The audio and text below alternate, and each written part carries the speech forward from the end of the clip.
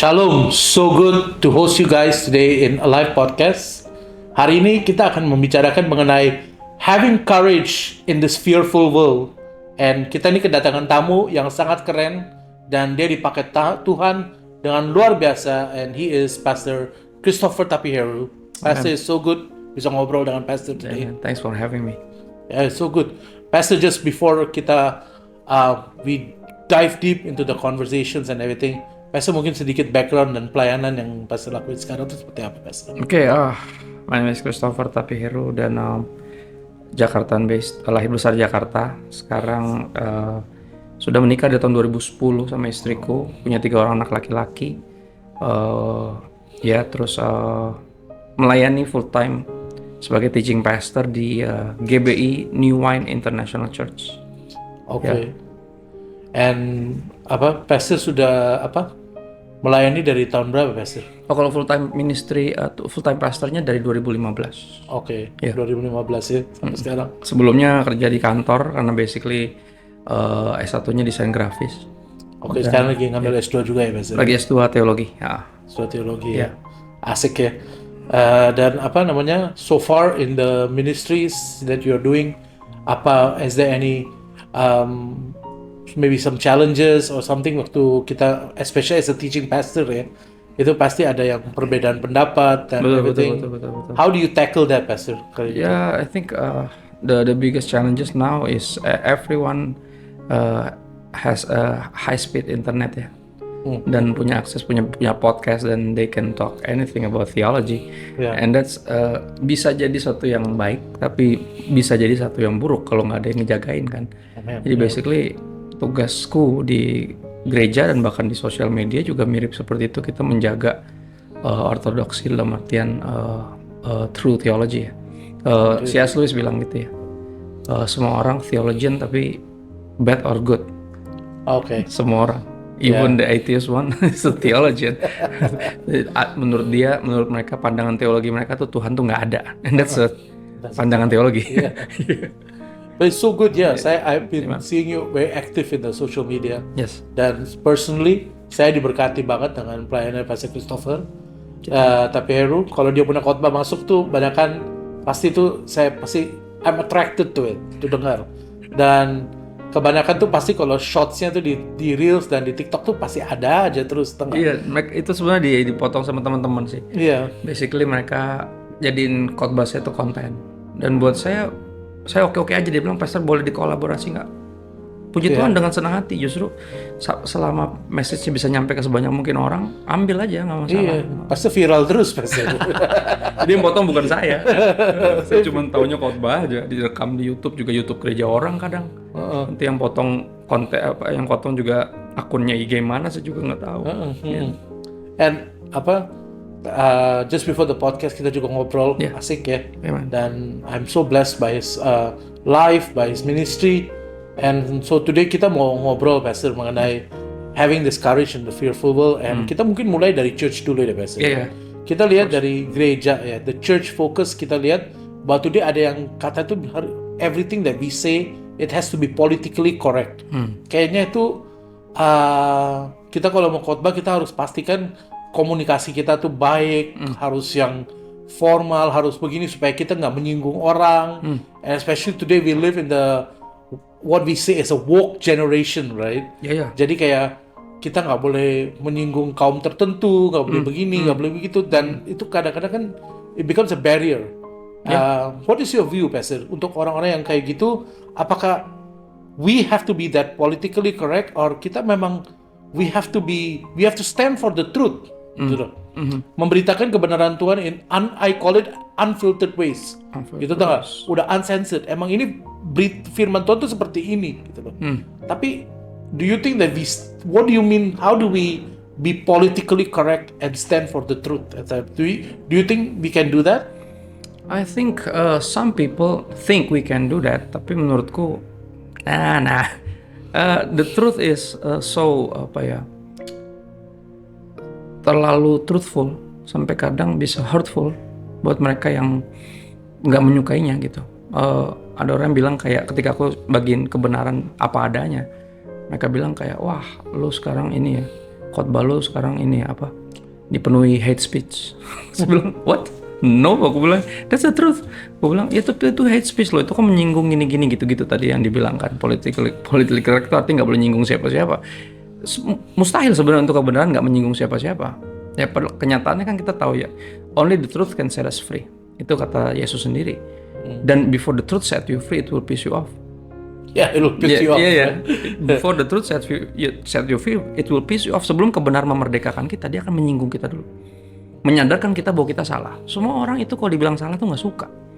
Jadi nggak mustahil untuk kita bisa nggak menyinggung siapa-siapa ketika beritain kebenaran. Ya misalnya gini, kalimat yang salah satu yang aku pegang gitu, yang aku suka adalah gini. Kebenaran akan selalu terdengar sebagai hate speech for those who hate the truth. That's so true. Kebenaran akan selalu terdengar sebagai ujaran kebencian bagi yang membenci kebenaran. Yeah. Dan itu nggak bisa diakalin.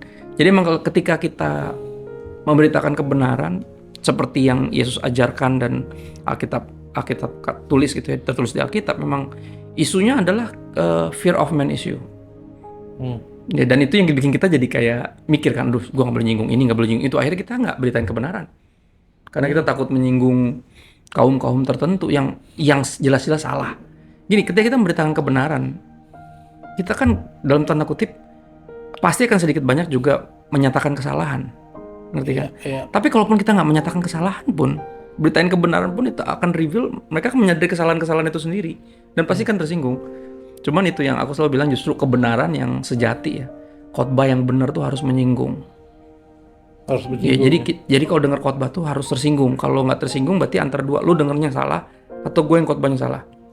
Jadi khotbah tuh harus menyinggung, tapi habis itu ya tersinggung itu wajib, artinya harus tersinggung. Tapi habis itu untuk bertobat atau marah itu pilihan. Ya dong. Ya, jadi buat saya itu tuh fear of man issue. Makanya ketika saya khotbah dalam ketakutan itu, ya nanti datang ini, jangan ngomongin ini, ya, nanti gitu jangan ngomongin itu. Aku bilang ya khotbahnya temanya ini, udah pasti akan nyinggung kalau gaya hidup mereka nggak beres, misal ngomong tentang integritas kan gitu. Aku pernah khotbah di satu instansi pemerintah, aku ngomong temanya tentang Yusuf. Ya dong, akhirnya aku khotbah apa yang terjadi sama Yusuf kan, gitu loh. Dan ternyata salah satu petingginya itu dulu ya kayak gitu, orang yang lawannya dari Yusuf gitu loh, bahwa dia tuh kesayangan tapi yang korupsinya gitu. Jadi pas pastor ngomong kayak gitu, wah semuanya langsung mukanya falas kan.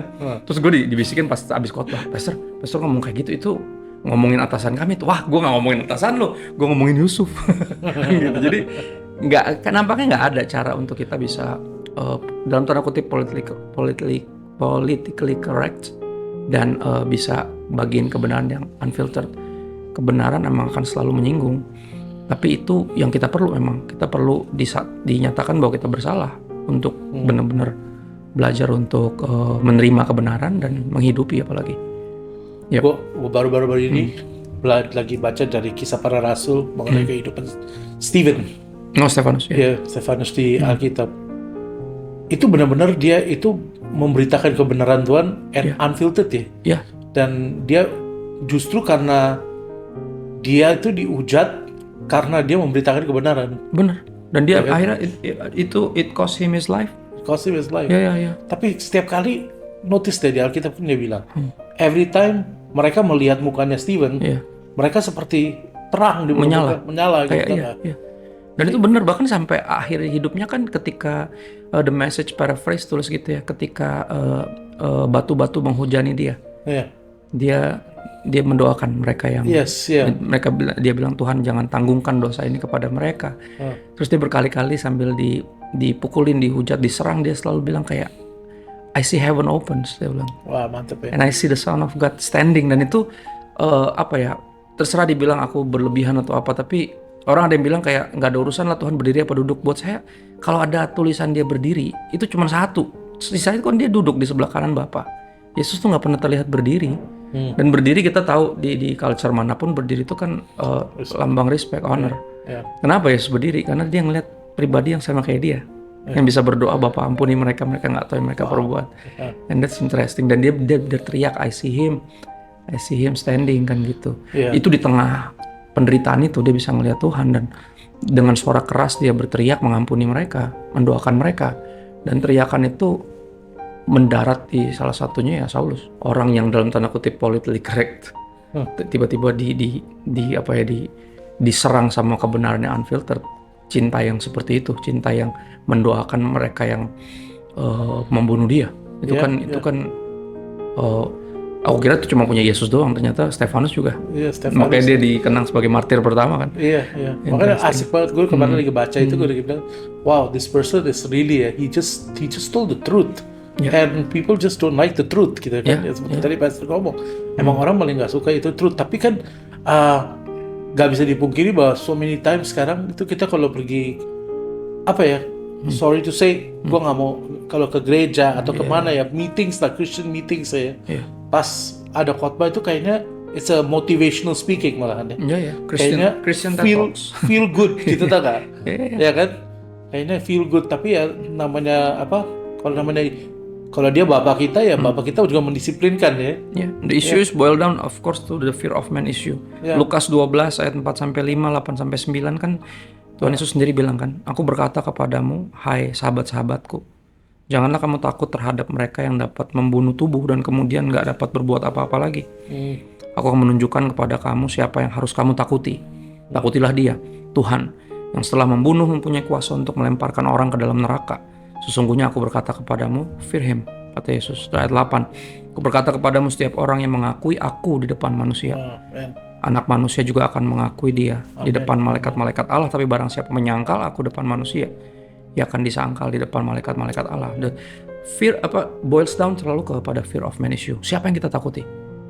Dan itu yang bikin kita jadi, ya khotbah kita jadi akhirnya cuman motivational speaking.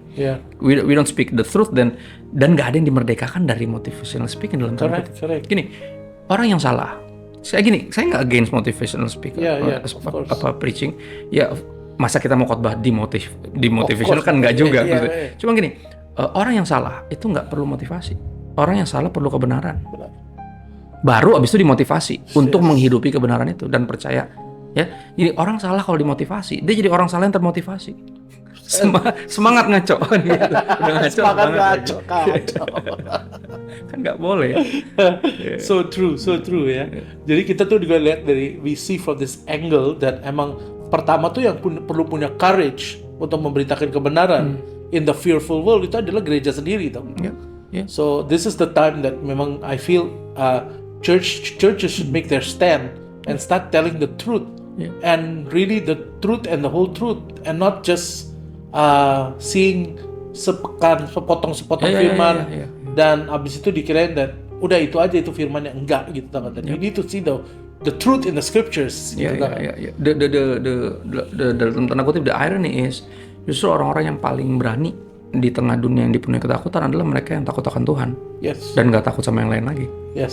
Justru orang paling berani itu yang takut akan Tuhan, dan bahkan juga bukan orang paling berani doang. Firman Tuhan bilang justru juga orang-orang yang paling berhikmat kan. Fear of the Lord is the beginning of all wisdom. So true, Pastor. So Pastor, kita balik, Pastor. Kita lihat sekarang we see the church, we have seen, now we come to the world today that we live in. Kita melihat bahwa so many instability, so many uncertainty segitu banyak yang sedang terjadi. And kayaknya tuh berapa kali kita meeting with them personally, Pastor. Yang kita tuh gue selalu tanya, lo baca firman nggak? Nggak. Kayaknya tuh mereka tuh mau semua yang ada di firman, tapi mereka nggak mau baca itu firman sendiri. So why is it so important, Pastor? Pengenalan firman Tuhan itu penting. Kenapa itu penting banget sih, Pastor? Di dalam dunia sekarang ini, why is it so important for us to know the scriptures?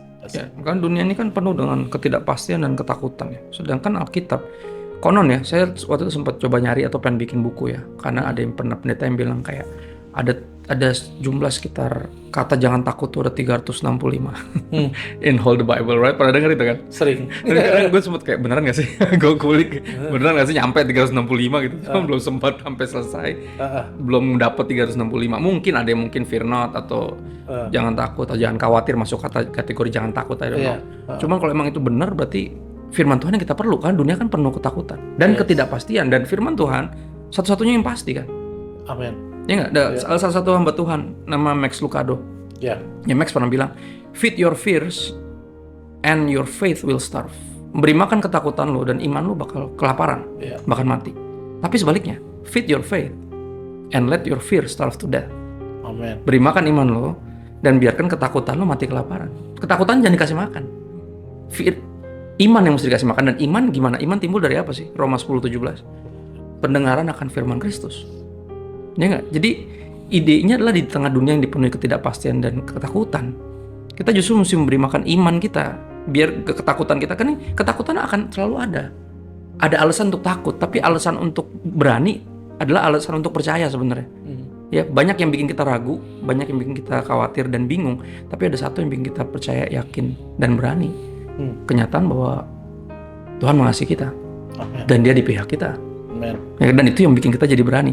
Dan gini, ketidakpastian juga menguasai dunia ini. Kenapa pentingnya kebenaran? Karena kebenaran atau firman Tuhan ini kan yang tidak berubah. Ya gini, kita hanya bisa mempercayai sesuatu yang gak berubah-ubah. Sejujurnya. Yeah. Kalau orang hari ini ngomong ini, besok ngomong yang lain, kita gak bisa percaya sama dia.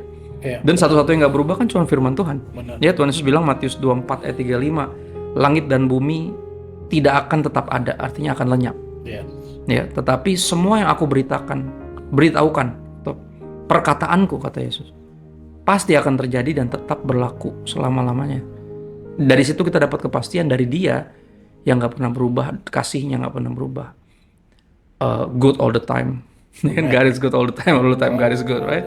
Dan Dia yang bisa kita percaya. Dan gimana bisa percaya kalau nggak baca Alkitab? Iman timbul dari ini kan, dari firman Kristus, apa yang dikatakan tentang Kristus dan yang Kristus katakan sendiri yang recorded in the Bible. Dan itu sebenarnya, dan cara kita beri makan iman supaya ketakutan kita mati adalah ya tadi, beri makan iman itu sehingga ketakutan kita mati. Tapi dunia kan selalu berusaha injek, setan kan selalu berusaha serang kita dengan berbagai hal yang patut ditakuti. Tapi balik ke golden rule yang tadi, takut, kata Yesus, kalau lu pengen ada yang lu takuti, takutilah dia. Dan kalau ada yang pengen lu kasihi, kasihilah dia. Karena nggak ada yang lebih mengasihimu daripada Tuhan, nggak ada yang lebih layak ditakuti daripada Tuhan. Gitu. Jadi Alpha Omega, dia A to Z, dia both ends gitu loh. Gua basically it all boils down ya. Kalau kita tuh nggak tahu firman, ya lu pasti hidupnya takut. Betul. Lu pasti hidupnya dipenuhi dengan ketakutan, uncertainty. Ya, gampang dibohongin. Karena nggak tahu kebenaran kan. Iya, banyak banget yang kita lihat. And kalau mereka itu kenal firman, mereka pasti kenal damai. Exactly. Ya kan? Ya ada desain kaos bagus ya. Dia tulis no Jesus, no peace. No Jesus, no peace. Ya. No Jesus, no peace. That's so good. Ya. Emang benar, itu keren banget emang. Benar, kalau kita memang nggak kenal Tuhan, ya di dunia yang tidak pasti, apalagi kalau lu lihat berita hari-hari ini, ya, kacau banget ya kayaknya. Itu aku selalu bilang sama anak-anak teman-teman muda ya, selalu aku bilang kayak gini, kalau iman timbul dari pendengaran akan firman Kristus. Insecurities timbul dari bacaan kolom komen. So ya, the choice is yours. Lu mau masih makan iman lu baca Alkitab, atau lu pengen kasih makan insecurities dan ketakutan lu, silakan baca yang lain. So true.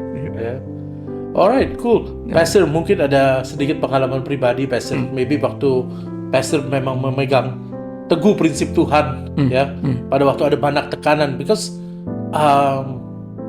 the Bible says to us that we are not supposed to be.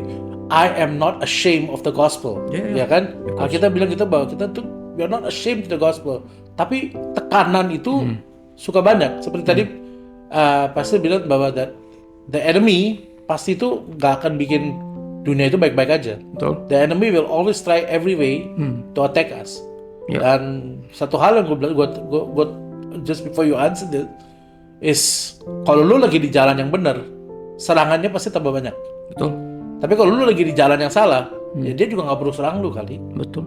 You know? Betul. So ada nggak sih Pastor di mana waktu Pastor pegang teguh nih kepada prinsip Tuhan, pegang prinsip kebenaran Tuhan pada waktu itu, meskipun tekanan itu banyak ada, tapi Pastor tuh tetap bilang, nggak, gue tetap mau pegang kebenaran Tuhan, no matter what, you know? Ya, before I answer the question, tadi ada ungkapan bagus ya, maksudnya ketika kita lawan arah, kita akan sering digangguin. Sebenarnya basically karena kita lawan arah, jadi ketemu terus kan? Iya. Dulu kan satu arah nih. Ini setan, ini saya. Ini saya, ini setan. Kita arah sana nih. Nggak boleh pernah ketemu dong. Ini saya nih setan. Pas saya balik ketemu terus dong. Setan, orang yang kesetanan kan gitu kan lawan arah. Kita beda jalur kan soalnya, beda arah. Jadi kalau satu arah nggak bakal pernah ketemu apa-apa. Ketika lawan arah pasti ketemu terus. Ketemu orang yang lagi setan lagi mengarah ke neraka dan orang-orang yang disetanin yang lagi mengarah ke sana juga. Godaannya adalah ya tadi fear of man issue. Idenya adalah itu selalu di tongkrongan, dari di tongkrongan sampai lagi khotbah pun ada ketakutan itu untuk jangan terlalu beritain kebenaran yang gimana-gimana lah gitu. Maksudnya yang benar-benar yang baik-baik aja gitu. Jangan yang terlalu benar yang ngerti ya, yang menyinggung ini menyinggung itu. Balik lagi ke boils down ke fear of man issue. Misal di tongkrongan, ketika ada teman kita yang mungkin struggle dengan same sex attraction dan dia embrace that kind of lifestyle. Dan pilihan kita adalah diem. Karena takut menyinggung. Atau dengan kasih dan berani kita address. Kan gitu. Pernah address ke Pastor? Address kalau gue selalu address. How did they react? Karena kalau temen dia akan react differently pasti. Kalau nggak kenal, gue akan pilih untuk berteman dulu. Karena buat gue kalau tiba-tiba random, tiba-tiba lo langsung langsung khotbah gitu kan kayak, siapa nih kan gitu. Gue akan selalu pakai pendekatan khususnya orang-orang yang dekat sama dia. Gue akan deketin. Ini temen lu udah lama, iya gini. Dia tuh gini. Oke. Kristen atau bukan? Bukan sih. Pernah nanya-nanya nggak dia? Pernah sih, tapi gue bingung jawab apa. Nah biasanya gue deketin orang-orang yang close sama yang ini gitu loh. Cuma kalau gue kan dengan berani bilang bahwa itu bukan desain. Gue pernah terlibat dalam sedikit banyak keributan karena tiba-tiba ada temannya dia yang ada orang ini tokoh lalu main tokoh. Tiba-tiba ada teman dia, nih gimana nih? Apa mau jadi ini dia mau jadi cewek gitu. Tiba-tiba nyawa tuh temennya karena mereka temenan santai kan. Nah gue kan dalam posisi yang membingungkan kan. Ini ada pendeta nih, coba dilurusin dulu. Dia ngomong gitu kan. Gue langsung kayak wah ini nih bakal heboh nih gue bilang kan. Habis itu ya udah gue bilang gimana kalau menurut dia Alkitab sih bilang cuma ada 2 yang diciptain. Ya Adam sama Hawa, cuma laki sama perempuan. Di antara itu kayaknya kreasi kita sendiri gue gituin kan. Terus yang itu nggak seneng kan. Yang orang penting kayak jadi gitu. Jadi menurut lo gini, tiba-tiba dia ngomong gitu. Menurut lo gue milih lahir kayak gini. Loh. Jadi serius kan? Tiba-tiba tersinggung kan. Tapi kan aku cuma bagiin kebenaran, cuma laki sama perempuan. Sisanya bikinan kita sendiri. So aku bilang ya ini akibat jatuh dalam dosa ya seperti ini aku bilang. Lo mungkin struggle sama same sex attraction. Gue struggle sama lust. Sama pride, sama greed. Every single one di ruangan ini struggle. Cuman beda aja. Dan nggak ada yang pengen terlahir juga dengan hasrat yang salah ini. Ya dong. Untuk nafsu sama semua perempuan yang bukan istri lu kan, semua orang juga nggak mau gitu loh. Cuman kan daging kita seperti itu. Dan gitu akhirnya dia mulai agak melunak. Cuman terus dia bilang, jadi dia ngomong tentang. Tentang yang Tuhan yang menciptakan laki-laki dan perempuan. Aku pakai contoh gini. Terus dia kan sedikit banyak agak masih kesel, cuman jadi agak curious. Karena aku ngomong kayak gitu kan, bahwa tiap orang tuh struggle. Setiap orang tuh born this way. Ya tapi beda-beda jenis dosanya saya bilang. Cuman nggak bisa pakai kata born this way untuk membenarkan. Gue nggak milih jadi kayak gini kok. Nah makanya Yesus sendiri bilang, ya karena gue pendeta saya bilang gitu. Yesus sendiri bilang kalau orang mau lihat kerajaan sorga tuh harus lahir lagi memang. Jadi every single one of us born this way. But Jesus says we need to be born again. So true. Dan gitu. Dan itu semua undangan buat kita, bukan cuma buat lu yang struggle sama same sex attraction. Buat gue yang struggle sama lust, buat dia yang struggle sama pride. Yang gue tembak-tembak kayak gitu. Terus gue ngomong tentang tentang pergumulan ini. Ya, terus gue bilang Tuhan itu nggak pernah salah bikin. Desainnya dia tuh yang terbaik. Ketika kita lawan desain, kita akan ketemu konsekuensi. Gue bilang gitu kan. Terus ya udah dia udah mulai melunak tuh. Terus aku bilang kuncinya adalah, aku bilang selalu ya, ini berlaku buat semua lah, bukan cuma buat yang struggle sama ini. Struggle dengan apapun, jangan jadikan pergumulan kita atau struggle kita atau dosa kita jadi identitas. Jadi karena gini, misal contoh aku bilang lu struggle sama same sex attraction. Teman-teman gue juga ada yang struggle dan pernah ada yang bilang sama gue, Pastor gue mau ngaku sama lu sebenarnya gue gay. Gue bilang enggak, lu enggak gay. Enggak, gue gay. Enggak, lu enggak. Gue bilang, lu itu son of God yang lagi struggle sama same sex attraction. Gay is not who you are. Jangan jadiin dosa lo atau pergumulan lo jadi identitas. Nanti ketika lo dengar kebenaran bahwa Tuhan nggak suka dosanya, lo pikir Tuhan benci sama lo. Enggak, Tuhan nggak benci sama lo. Gue bilang, ya kalau Tuhan benci sama lo, dia nggak mungkin mati di salib untuk menebus kita semua. Dan itu gue ngomong bener-bener orang itu bukan Kristen, tapi menurut dia kayak that's new. Dia nggak pernah dengar itu. Dia nggak pernah tahu bahwa semua orang tuh lahir dengan pergumulan, dengan struggle, dengan kecenderungan berdosa yang mesti dilawan. Dan kalau nggak tahu kebenaran, akan nggak punya senjata untuk ngelawan kebohongan yang selama ini dia percaya gitu loh. Yeah, that's true. Dan itu kerap kali terjadi. Dan ketakutan, fear of man issue juga muncul juga bahkan diberitain firman Tuhan. Ya, dan itu apalagi saya sebagai pendeta firman ya, sebagai pendeta gitu. Bahkan Rasul Paulus bilang untuk nggak kompromi gitu. Di Efesus 6 ayat 19 sampai 20 di dalam konteks perlengkapan senjata Allah itu. Iya. Ya, dia bilang di ayat 18 kan dia bilang pray, berdoalah juga untuk kami. Yes. Di ayat 19 dia bilang berdoalah juga untuk aku, supaya kepadaku jika aku membuka mulutku dikaruniakan perkataan yang benar, agar dengan keberanian aku memberitakan rahasia Injil yang kulayani sebagai utusan dipenjarakan. Berdoalah supaya dengan keberanian aku menyatakannya, sebagaimana seharusnya aku berbicara.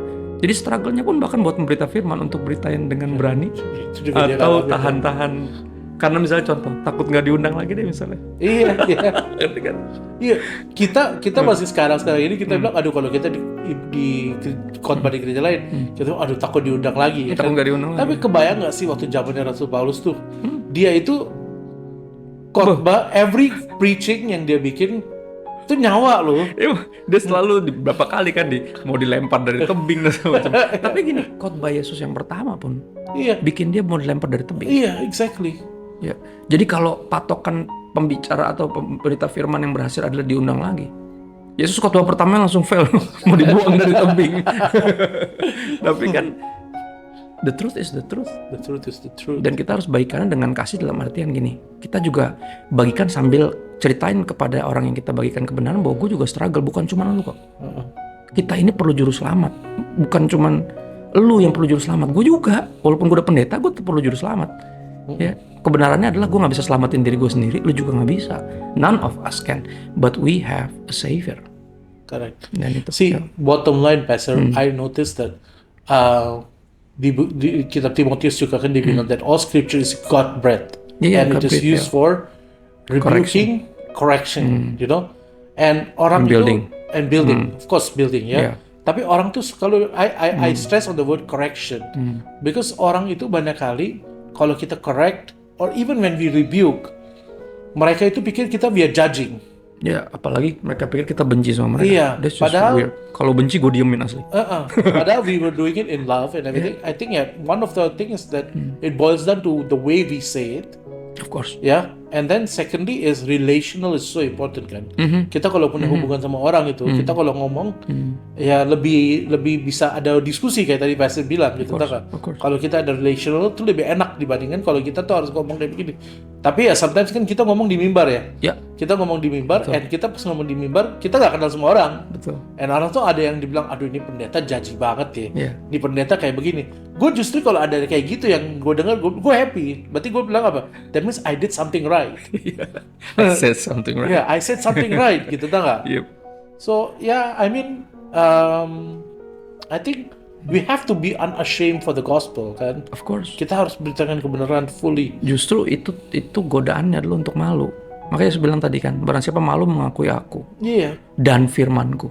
Kan gitu, di tengah angkatan yang crooked generation. Dia bilang anak manusia juga akan malu mengakui dia di hadapan bapaknya. Dan itu yang paling kita harus takut sebenarnya. Dibanding nggak diterima lagi, nggak diundang lagi, nggak dianggap terlalu agamis, nggak pluralis, nggak Pancasilais, lupa cukur alis, apapun itu lah. Jadi kita mesti lebih takut. Ya kalau bilang biasa gitu ya. Yang berani adalah mereka yang lebih takut sama Tuhan dibanding sama yang lain, atau lebih takut kehilangan orang ini daripada takut menyinggung dia. Buat saya, gue lebih mendingan apa yang gue bilang menyinggung lo daripada gue nggak mengatakan apa-apa dan biarin lo ke neraka. Menurut gue, that's a hard love, tapi that's love. Love is telling the truth. Even ketika kita tahu bahwa truth itu pasti stings. Yeah. Tapi that's because I love you. Kalau gue nggak sayang sama lo, demi persahabatan ini gue diemin lo. Tapi itu jahat. Kalau gue menghargai persahabatan lebih dari menghargai sahabat gue. Makanya lucu ya, apa yang kita belajar dari apa yang Yesus lakukan ya. Ketika kita mau tell the truth, basically naturnya menegur tadi seperti yang dibilang. Yeah. Karena correction, bahkan sampai level rebuking itu kan udah pasti nada yang berbeda ya, nada yang keras ya. Tapi correction itu kan nasihat, satu yang halus. Dan apa yang Yesus ajarin dengan interaksinya dia sama perempuan yang tetangga bahasa berzina tuh, John 8. Yeah. Itu selalu powerful. Jadi idenya adalah gini loh, belain dulu, baru nasihatin. Yeah. Ya kan? Dengan segala resikonya. Ketika Yesus belain tuh perempuan, kan perempuan tuh kan udah mesti disambitin batu. Menurut hukum Musa, perempuan kayak gini mesti disambitin batu sampai mati. Karena dia tetangga bahasa berzina. Gimana menurut kamu? Kan gitu. Dan dia responnya aneh kan. Malah duduk nulis di tanah kan. Gue sempat mikir, nih ngapain nulis di tanah? Apa kayak gue kali pas lagi ulangan nggak bisa, gue gambar-gambar kan gitu. Gue nggak tahu nulis apa. Ini kayaknya kayak gue nih pertanyaannya susah kan gitu. Ternyata enggak. Ternyata apa yang dia lakukan adalah dia lagi kasih tahu secara visual orang-orang yang neken dia bahwa gini, dia lagi ngingetin bahwa itu bukan hukum Musa, itu hukum Tuhan yang ditulisi dengan jari Allah. Jadi ketika dia tulis di tanah, dia lagi ngasih tahu, you know what, gue bukan cuma tahu hukumnya, gue yang nulis. Wow. Dan gini, kalau lu nggak punya dosa, silakan sambit duluan, ya kan? Mundur satu-satu. Iya tuh. Terus satu-satu yang nggak mundur cuma Yesus. Kebayang nggak jadi tuh perempuan rasanya? Kenapa dia masih stay? Mati gue. Jangan-jangan dia yang punya kuasa buat nyambitin gue, kan gitu. Terus Yesus malah nanya kan, gimana? Ada yang nyambitin nggak? Nggak ada. Saya juga nggak. Dia bilang gitu. Ya, pergilah dan jangan berbuat dosa lagi. Buat saya naturnya tuh sama. Kita yakinkan dulu bahwa gue sayang sama lo. Itu tugas kita. Yakinkan dulu bahwa gue sayang sama lo, gue peduli sama lo. That's why I tell you this truth right here. Ini bukan karena gue lebih benar, gue ngerasa superior, gue lebih kudus, gue udah pasti masuk surga dalam tanda kutip, ngerti ya, gue panitia surga, gue ngerti yang paling enggak. Ini karena ini kebenaran, gue juga harus menerima kebenaran itu. Tapi gue nggak tahu ini karena gue sayang sama lo. Kalau gue nggak sayang, gue diemin. Asli, lu dengan dunia lu sendiri. Tapi kan itu jahat gue. Kalau gue tahu kebenaran, gue nggak kasih tahu ke lu. Cinta yang bikin gue ceritain, cinta yang bikin gue nasehatin. Tapi tadi buat saya, gestur ngebelain itu kan resikonya tinggi. Pernah ngebayangin nggak? Kalau zaman dulu udah di Instagram, kolom komen pasti rame tuh. Langsung kayak, wah dibelain langganan kali kan gitu. Kenapa dibelain aja langganan? Bisa banget kan kayak gitu. Bisa banget. Tapi dia nampaknya Yesus ya, buat saya yang paling heartwarming buat saya dan bikin saya juga belajar jadi berani untuk nggak jatuh kepada fear of man issue adalah dia tuh nggak takut disebut, nggak malu disebut friend of sinners. Yes, so true. Karena buat dia dia di pandangan Bapa itu paling penting dibanding di pandangan para alim ulama yang curiga kayak jangan-jangan dia langganan. Dia nggak malu disebut friend of sinners, justru dia bilang justru buat orang-orang yang kayak gini gue datang. Dan itu yang kadang kita suka takut kan. Kita takut jadi guilty by association. Correct. And that's itu yang justru jahat menurut saya. Ketika kita lebih mintingin apa kata orang tentang kita, nama kita di hadapan orang. Tapi kita jadi nggak ngejangkau teman kita yang kita tahu mesti kita jangkau, pribadi-pribadi yang kita tahu kita mesti kasihi dan nasihati. Dan itu yang PR bersama ya. Pada akhirnya boils down to fear of man issue sih. Kita lebih takut sama siapa sih sebenarnya? Makanya para rasul pun juga bilang gitu kan, kami harus lebih takut sama Tuhan daripada sama manusia. Kan mereka bilang gitu. Dan mereka learn it the hard way kan. Apalagi yang ngomong ini Petrus yang pernah nyangkal Yesus 3 kali kan. Karena fear of man issue. Dia kan Yesus lagi disalib, dia takut kan. Ini bukan murid Yesus. Mesti ikut disalib dong, misalnya gitu. Dia takut kan. Makanya dia nyangkal bahkan sampai di hadapan perempuan kecil, gadis kecil. Gadis. Om bukannya semuanya Yesus ya muridnya? Enggak, sumpah gue gak kenal, sampai gitu. Dari prajurit yang menakutkan sampai gadis kecil yang nggak mengancam sama sekali. Jadi kita pikir wajar kan kalau gue takut. Enggak. Kalau lu wajarin takut, lama-lama di hal yang nggak perlu takut, lu takut juga, dan karena itu wajar. Nggak ada, kita nggak pernah wajar untuk takut. Kenapa? Karena kita nyembah dia pribadi yang berani. Ini aku pakai kaos gambar Yesus yang disalib. Buat saya apa yang dia lakukan ini, pengorbanan itu bentuk tertinggi dari keberanian menurut saya. Amen. Dan itu bentuk tertinggi dari, itu manifestasi dari love. Love means sacrifice. Dan kayaknya C.S. Lewis juga yang ngomong, To love is the bravest act of the soul. Yes. Yeah. Untuk mengasihi adalah tindakan paling berani Yeah. yang dilakukan oleh jiwa Amen. buat sesamanya. Dan apa yang Yesus lakukan, keberaniannya dia menginspirasi kita untuk jadi berani juga. Amen. For the sake of love. Amen. Bukan sebaliknya. Ini kan bukan sebaliknya, bukan melawan yang gimana, melawan dengan kekerasan. Bukan. Justru ketika Petrus ambil pedang, dia bilang sarungkan pedang. Nggak kayak gitu caranya. This is not the way. Yeah. Kalau hidup dengan pedang, lo akan mati dengan pedang. Dan itu keberanian dia menginspirasi kita untuk jadi berani. Dan itu temukan pasti di firman Tuhan yang di Alkitab, di diri Yesus sendiri. Dan kalau bayangin kalau kita abaikan firman Tuhan, kita mengabaikan untuk tadi kita sempat ngobrol juga ya tentang kalau benar perintah terutama adalah untuk mengasihi. Is the greatest commandment. Ya, to love God and others as yourself. Kalau perintah terutama untuk mengasihi, gagal mengasihi adalah kegagalan terbesar. Yes. Menolak mengasihi adalah pelanggaran terbesar. Benar. Setuju. Ya, to not tell the truth itu bukan love dan itu pelanggaran terbesar menurut saya. Dan kita harus memandangnya demikian sehingga kita jadi berani karena kita tahu people need the truth. Yeah. Even when they seem they don't want it, they hate it. Yeah. Tapi nggak mengubah kenyataan bahwa they need it. Yeah. Kan gitu. So, Ya. so Pastor, if suppose sekarang saya tanya ya Pastor ya, Yeah. kita tutup dengan ini. Going back 20 years ago, if you have to say something right now to your 20-year-old self, okay? What would you say to the 20-year-old self? Karena aku bertobat di umur 24 mungkin abis bertobat kali ya. Kayak ini kan berkaitan sama kebenaran ya. Yeah. The way I approach truth waktu itu adalah seperti kayak ahli Taurat dan Farisi approach truth.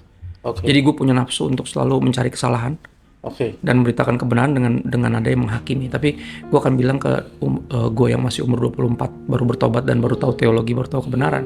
Gue akan bilang pokoknya gini, PR lu nomor satu adalah mengasihi mereka. Itu nomor satu. Pastikan mereka tahu bahwa lu sayang sama mereka. Baru abis itu lu nasihatin mereka. Dan itu kebenaran tuh selalu landed lebih well ketika kita berhasil membuktikan bahwa kita mengasihi mereka. Dan itu yang Yesus lakukan. Ya dong.